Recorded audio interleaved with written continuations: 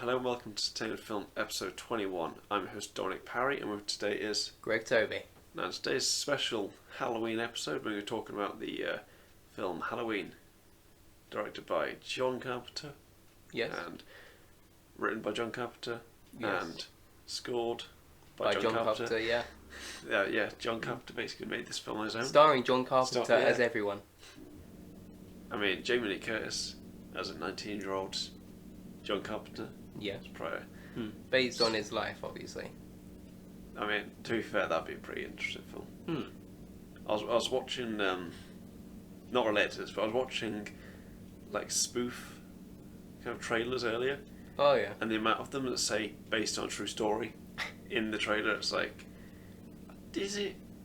Is it really? It's such a trope for modern horror movies. It's just, like, inspired by true events.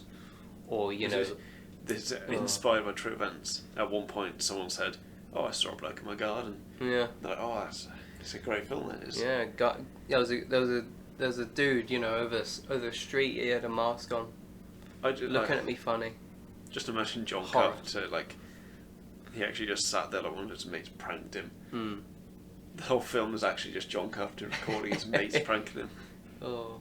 But Greg, what do you think of Halloween on Halloween? It's an effective horror movie. It's not my favourite, but you know, it's strong. There's some good scares in it. Takes a while to get going, but overall, yeah, pretty good. See, the viewers don't know, but we went to see Evil Dead 1 and 2 Yes, we did. earlier this week, and those, both this and those are quite low budget, Yeah, massively. and it really proves how two kind of different films can do something, can do a whole different thing. Yeah. I find low-budget horrors to be the most effective. So, for example, just the other night I watched Get Out. Oh, Get Out, yeah. Yeah, and that has hardly any budget, and it does so much with the filmmaking. I think with low-budget horror especially, it's because you have to rely on the scares. Yeah. You can't... because there is a trope of like the jump scare of using high-tech stuff to basically mess around with your audience. Yeah, but no, the jump scares are usually just like, you know, oh my god, it's Michael Myers, he's in the doorway. You look again, he's gone. Yeah, there's like every scene every scene kind of, it has a bit, most scenes have a kind of linger to them. Yeah. And it's like, it lingers enough that you're like looking around like, yeah, and sometimes for too long that it feels eerie. Like us, when I watched it, I was talking to Dan about it. I was like, it'd be great to just like, if you just looked in the like obscure corner and you're just like, hang on a minute, is that? And it's like, you know, just kind of squint your eyes and you're like, oh my god, it is. Like, it's the perfect kind of movie for that. Yeah. But instead, it's Speedy Boy Mike Myers. Not Mike Myers from Cat in the Hat, by the way. No, Mike Myers from Austin Powers. Two very different people. Yeah. But that's the one thing I find funny about this film. How quick he moves. How? It's just like, it's because he's a huge bloke, and it's like, yeah, he's just like, he's there, it's like a literal blink, he's gone, out of sight. No noise, nothing. How did he get to so fast? I mean, he was in a mental asylum for all that time. Yeah. Like, did they have, like, I don't know, like, good drills or something? I also love when he puts the rake up against the door and stuff. Yeah. It's like, so he did that. How did he get back in? Like, where did he come in? It's Michael Myers.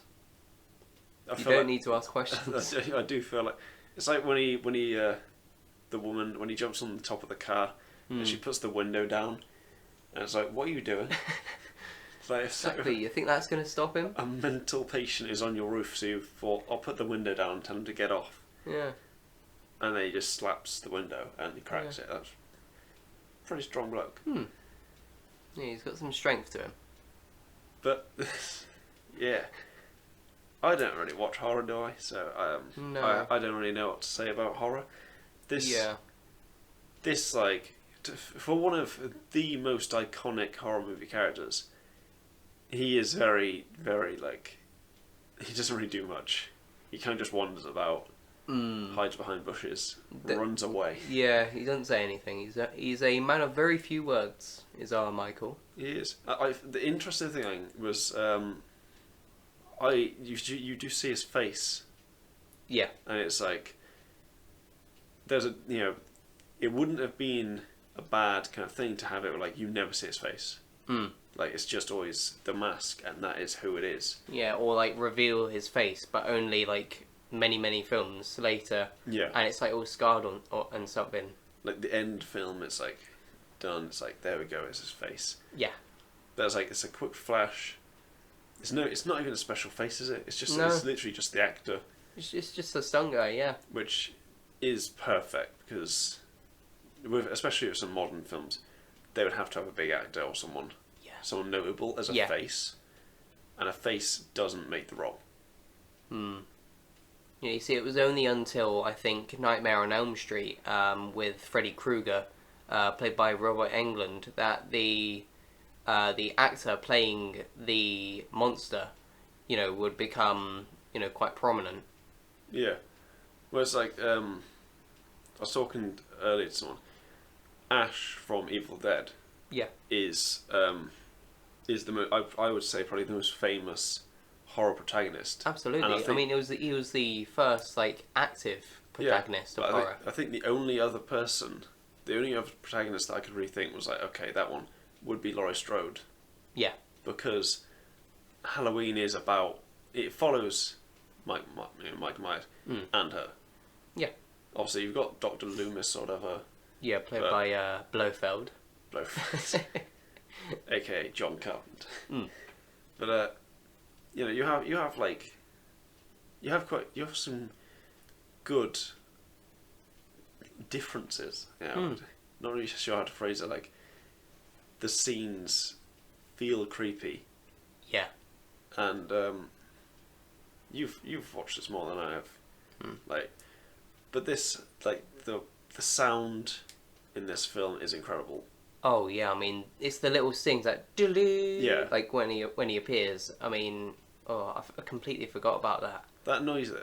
The greatest thing though is when when the character's looking around a house and it's in the dark, and it's like, oh, what's happening? What's happening? Yeah. And then he's there because you hear the breathing, and that's it. You just hear the breathing. You don't know where he is, but you just hear it. It's like, you don't take his view. No. But there are some shots where it's like, this could be his view, because it's from the bushes, or like, it's from a certain angle where he could be like in a cupboard or like somewhere. Yeah. And it's off-putting. Oh, absolutely. The only equivalent I can think of is in the Friday the 13th movies, with Jason, that whenever Jason appears. When you're going through his point of view, I mean. It's a smart way to let the audience know when something's going to happen. Yeah. And like, there's only one jump scare that could have been like a bit cheap, and that was when Laurie sees him. He steps from behind the bush, worst hide and seek champion ever, and then they're all like, "Oh, where is he?" And then she kind of turns around, walks backwards, and bumps into the sheriff guy. It's like, you see it coming, but it's like it is a jump scare, like, oh yeah, and that's the only one in the film that feels like one of the kind of modern, like, oh, jump scare. But it's the only one, so it's absolutely fine. The rest of them are quite cleverly done. Oh yeah, like he's in the background or something. It's there's thought put into them instead of just ooh, you're scared. Like some modern horror movies, they do the every single noise is a jump. Like Woman in Black, that's the biggest example for me.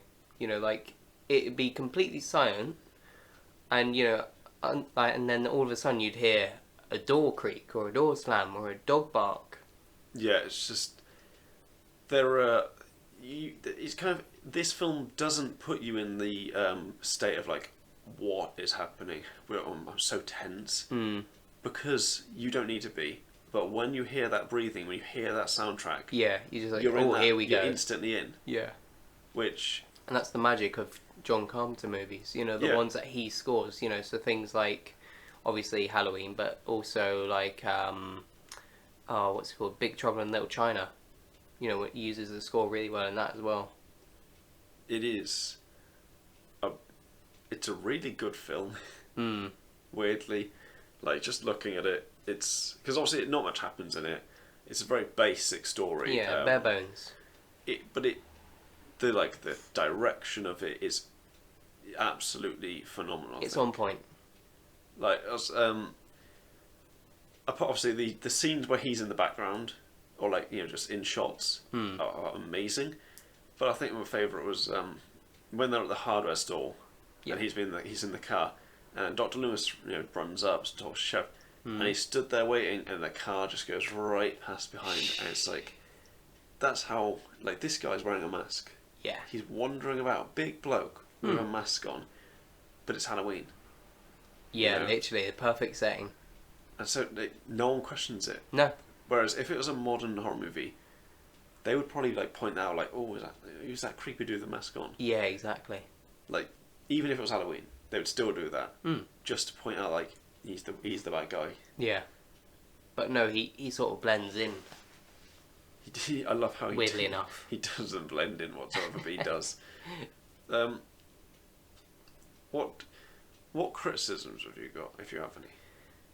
Criticisms. I'd say the pacing could be a lot better. In that it's just a bit too short. You know, I mean, it's only an hour and a half.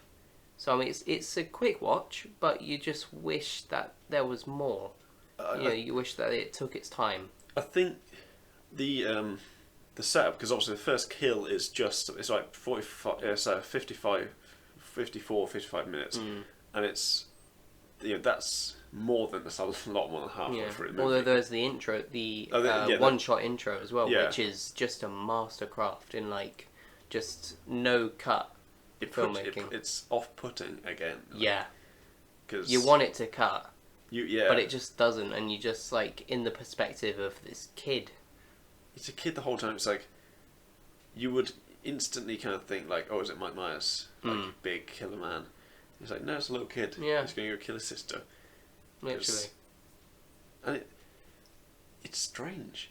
It's just it's strange. It's isn't very unexpected. it? Yeah, but I think the pacing could have been like more drawn out Yeah. when it came to the killing at the end, mainly because is it Annie? I believe so. Yeah. And the first one who died, the first one friend who dies, hers is very drawn out. It's like really, massively, it's yeah. really well done. It's like and then you have the couple who come in, and it's just too quick. Clinical. Yeah, it's like they have a kind of weird, sexy time, and then it's like, and now he goes off and dies, and it's like, Yeah. like he could have put up a fight. I know that you're trying. I know you're trying to prove like, oh, he's a big scary man, but he does get beaten up by Laurie, who is a 19-year-old girl. So it's, this is a 25-year-old man, if we're going off of the timings, Probably, yeah. because obviously he's about. I'd say he's about. Actually, no, he's about 7, so probably about 27. Yeah. 'Cause it's 20 years later. Yeah, 20 years later. So if he's about 27-ish, then yeah, he's got some strength, but and like a 19-year-old bloke, which we're supposed to assume the guy is. I'd imagine he's still able to put a bit of a fight up, because they all kind of they seem to be grabbed and they're instantly all in shock. Yeah, just like, oh no. Like, Yeah. I'm gonna wave my arms about. Yeah. No one really, apart from Laurie, no one really tries to properly fight him off. Which could have, there could have been a nice chase. That's the thing, yeah.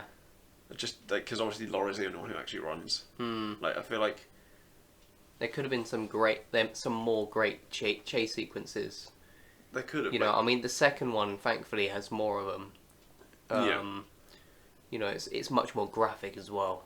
I'd recommend it. I mean, if I can find recommend it, I'll watch it. Yeah.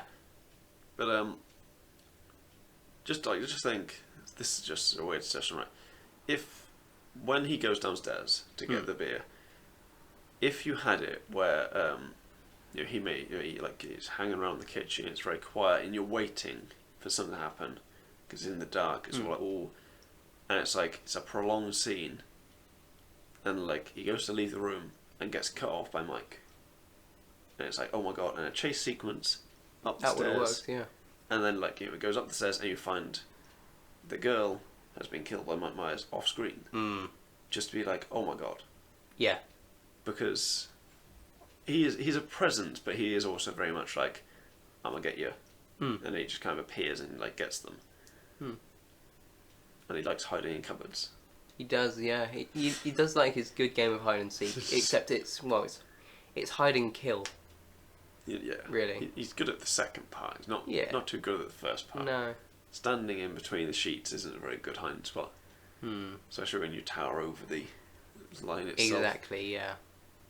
But I mean, he ran away very quickly. Oh, yeah. I mean, Speedy Boy, you know. Learn it from Sonic. Yeah, I mean, he's clearly not a normal person. No. I can't run that quickly. He's just stood there 1 minute, a few seconds. Zoom. And there's no trace of it. Oh, it's he's just gone. No, literally. Oh. This is where we find out it's actually a sequel to The Invisible Man. Oh, yeah, exactly. You know, he dumped the clothes in a bush, ran. The greatest. Oh no, sorry. No, he kills more than one person. No, he does kill someone else. Sorry, the guy with the car at the start. Dr. Loomis, when he's on the phone to the sheriff and you see him in the bushes. I assume he killed. I assume Michael killed him. Jason just came through and just took him out. But yeah. I don't really know what to say about this film. No, yeah, it's just a simple horror movie. It kicked off the whole slasher thing. It's yeah. It made horror villains famous in a way, that hasn't been that way since I'd say probably 40s, with things like the Wolfman, Frankenstein, Dracula, Creature from the Black Lagoon, etc. This was the revival of all that, but in a new way. Yeah, if you look at that, the 70s, late 70s, 80s, they are the slasher era. Yes, it was all about sex and violence. Yeah, and then if you take it now and look at I'd say that 2010s, it's kind of more paranormal. Yeah, paranormal and psychological horrors are definitely more popular today. Because just think about how many ghost type things. Oh, massively, or demon. Things like Haunting of Hill House. I mean, is it paranormal? Paranormal Activity? Yeah, Paranormal Activity. Then you got Insidious. Things like Insidious, Sinister. It's kind of story, and there's a demon.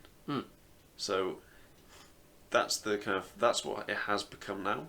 You have the characters, the story, the family, the friends, whatever. Whereas back then it was, you have the killer. Yeah. You have the victims. Yeah, you have, it's usually a bunch of teenagers who are, just a bunch of friends all having a good time, and then, it turns out that the place is cursed, or, there's a murderer loose. Some evil man just turned up. Yeah, he's hello, I've got a knife here, just gonna use it, stab stab. Yeah, it's the great thing about this is that it doesn't do the classic, they're all in the house together having a party or something, and he's picking them off. It's they're all characters connected to Laurie Strode, but they're not in the same place. We do meet the blonde girl, the girlfriend who gets killed. I don't know what her name is. I can't remember, but yeah. We met her at the start, didn't we? Because she's with Laurie, and then we have we have Annie, and then it's those three, and they're talking about meeting up and stuff. So it's one of those that it works Yeah. And this, like, it's really well done with, like, the boogeyman things as well. Yeah. Kind of like, you know, he sees him out the window, she Yeah, looks out the boogeyman's window, coming. he's gone, it's like, well, there's nothing out there. I mean, the scenes in the house, though, Oh. once you get, Yes. as in once he's in their house and he's chasing them down, Yeah. and it's like, you know, like she's just trying to say like, oh, don't worry, I'll kill them, and it's just like you just see him in the background, and you're waiting for them to notice, and Yeah. it doesn't feel cheap, like No. No, I mean, despite its low budget, they managed to use the things like the darkness yeah. and, you know, the sets to their advantage, really. But in the darkness, it's not a level of darkness that has been done in some other films where you literally can't see. It's dark, but you can see the person doing what they're doing. Yeah, it's dark enough to feel eerie, but Yeah. light enough so you can see things. But it's weirdly dark enough where like someone could be hiding in that shadow. Absolutely, and they only have to like step out 1 inch. Yeah, And or it's just just like, move, oh no. move like the Like- knife blade or something. Yeah. And that's it sets it up, doesn't it? You're kind of waiting. Yeah. I think that's where the fear is. Once you start to get the music in and stuff, you're kind of just waiting for when it's going to come in again. Yeah. You're like, when am I going to hear that? When is he going to breathe again? You know, where is he? Because I mean, he's not just running around, is he? No. The house subplot, a bit weird. Didn't really do anything. Kind of just feels like they could have done with something else like that. Yeah, exactly. That's why I think it should have been longer. You know, so they could do more with subplots and things. See, we know that Halloween 2018, I think it is, right? It's 2018. Yeah, 2018, yeah. That one is It's 40 years? Yeah, it's a direct sequel to But- the original. He was captured the same night that happened. And I think the problem is, if we had had a scene where, like, it's, she's been saved, and then the sheriff comes in because he heard the gunshots, and he's like, oh, you know, he was here, quick. And they go to the house, corner him, and, like, maybe get him. Yeah. And it, like, ends with him being taken away. So, like, the evil is now captured again. It's a neater ending than just being like, he got shot a load of times and then ran away. Yeah. Because it does just end, which isn't a bad ending, but It's a more like, oh, you know, he's gone. Yeah. You know, he's disappeared. Where's he gone? it's like, Find out next time. It's not much, not really, he couldn't really go that far. No. Like, the sheriff's around still, so... Yeah. He's Michael Myers. He's fast. Yeah. You know, Just- he's it's fast as fuck. Ah, Speedy boy. Speedy boy Mike. Usain Bolt versus Mike Myers, who's going to win? Exactly. I think Mike Myers, definitely. Yeah. I mean, he's just ridiculously fast. And, I mean, he's a truly talented individual. I mean, he can handle a knife, he can block doors, Yeah. We can hide in shadows. hide in shadows, hide bodies, Yeah.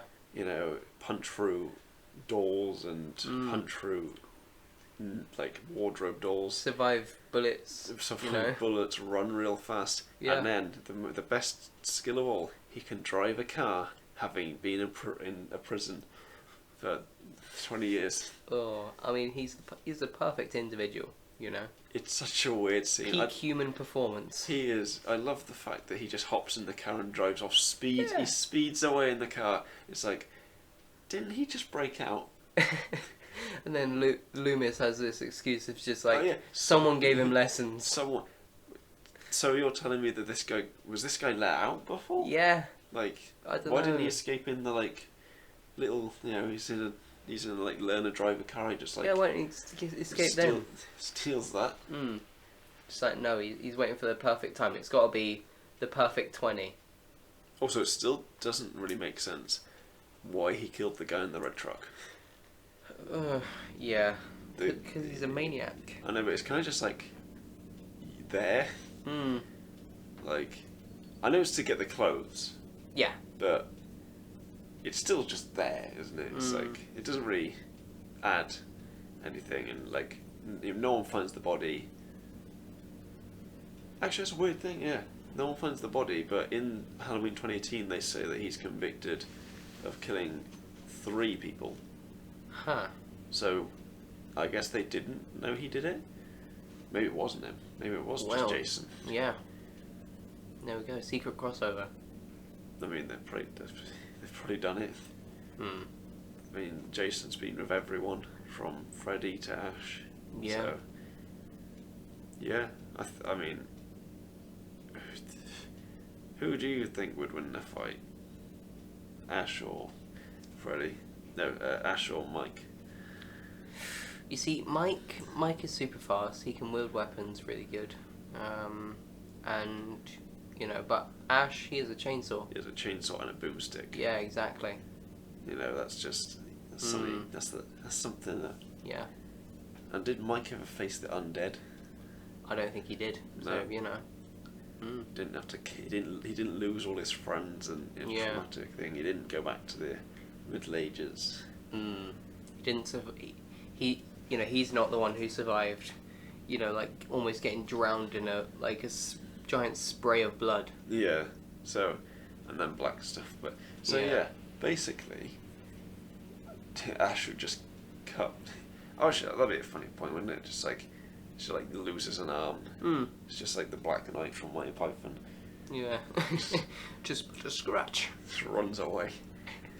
His arm's just like flopping about. Call it a truce.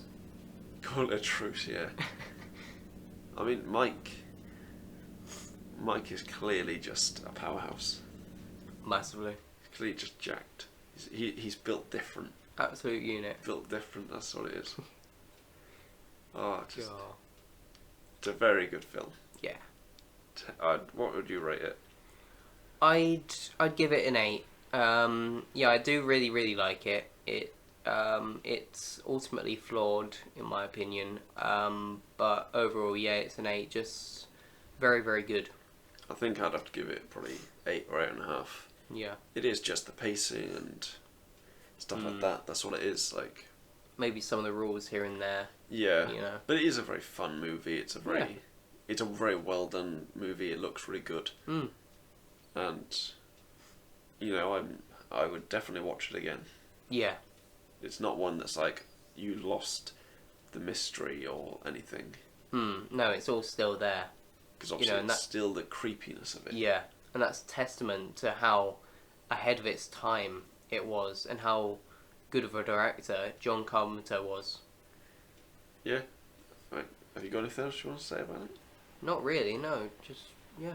Yeah. Is good. It's very good. Go watch it. And next episode, we're going to be talking about Thomas and Friends, the movie. Beautiful. Beautiful. See you next week.